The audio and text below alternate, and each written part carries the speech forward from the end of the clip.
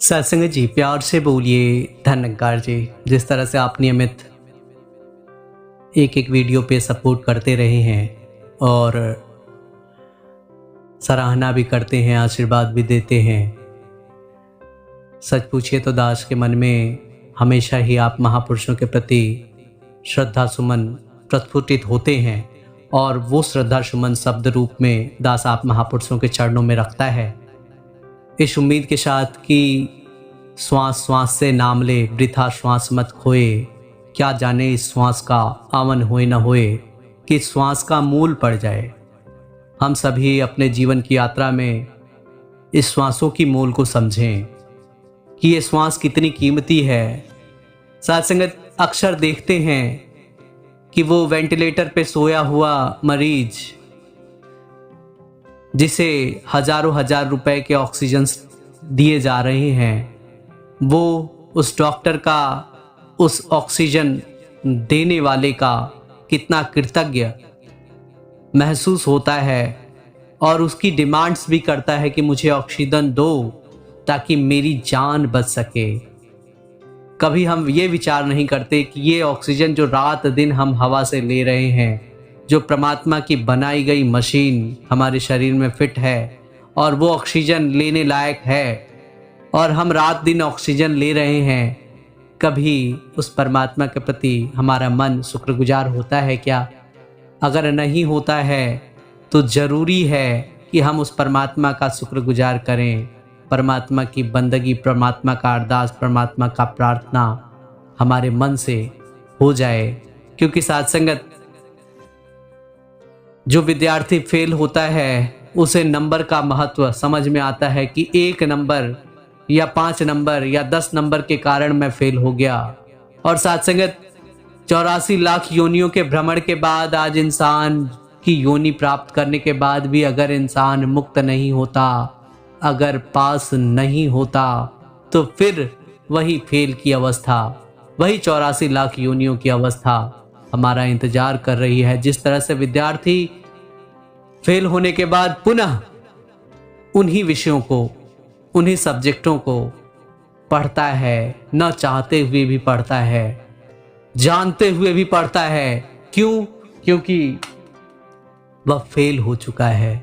साथ संगत, ये फेल वाला चक्कर जीवन से छूट जाए, इसीलिए समय समय पर सतगुरु का आविर्भाव होता है और सतगुरु कहते हैं, हे इंसान, इंसान बन जा, अपनी उपलब्धि कर ले, अपनी जो वास्तविक स्वरूप है उसका ज्ञान हासिल कर ले, उसका बोध हासिल कर ले कि तू क्या है। तू अजर अमर अविनाशी का अंश है, ईश्वर अंश जीव अविनाशी, चेतन अमल सहज सुख राशि।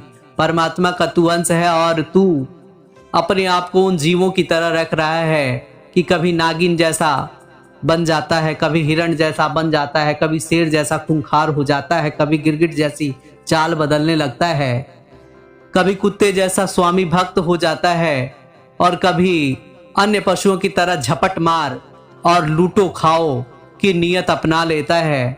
इस तमाम योनियों की जो तूने भोग कर रखी है उन गुणों को तू अपना लेता है, लेकिन इंसानी योनि में एक विशेष गुण जो तुझे ज्ञान का मिला था कि ज्ञान अधिक इक नरन में, ज्ञान बिना पशुजान, उस ज्ञान को ना तो जागृत करने का प्रयास करता है, ना ही ये कोशिश करता है कि उस ज्ञान के प्रति अपने आप को कैसे जोड़ा जाए, उस ज्ञान के साथ कैसे जुड़कर भक्ति की जाए, उस ज्ञान के साथ जुड़कर दुनियावी चीजों में रहते हुए भी निर्लेप होकर जीवन की यात्रा को कैसे तय किया जाए, इस ओर तेरा ध्यान नहीं है।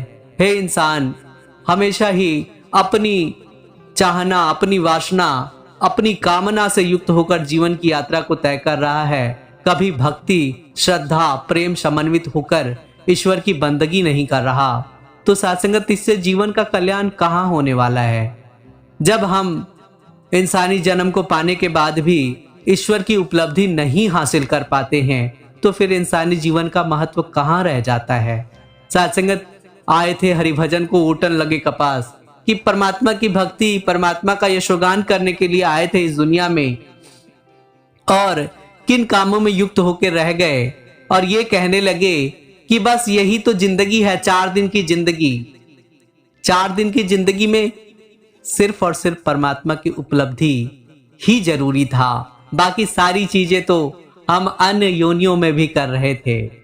आओ साथ संगत, विचार का विषय है, हम अपने जीवन में झांके, अपने जीवन में देखें कि महापुरुषों, गुरु, पीर, पैगंबरों ने जो बात हमें समझाई है, शास्त्रों ने जो बात कही है, जो बात बतलाई है, उन बातों का कितना अनुसरण अनुकरण हम सभी कर रहे हैं। अगर कर रहे हैं तो मुबारक है, अगर नहीं कर रहे हैं तो इस ओर हमारा रुझान बढ़ना चाहिए। तब जाके जीवन की सार्थकता है, तब जाके जीवन की सुंदरता है। जो महात्मा इन शब्दों को श्रवण कर रहे हैं, विनती है इसे आगे भी शेयर करें, सब्सक्राइब करें, और कुछ अगर विचार आपके मन में भी है कि इस विषय पे भी थोड़ा सा रुझान, थोड़ा सा ध्यान होना चाहिए, तो वो भी सजेस्ट करें कमेंट के माध्यम से, तो बड़ी कृपा होगी। प्यारी साथ संगत जी, प्यार से बोलिए धन निरंकार जी।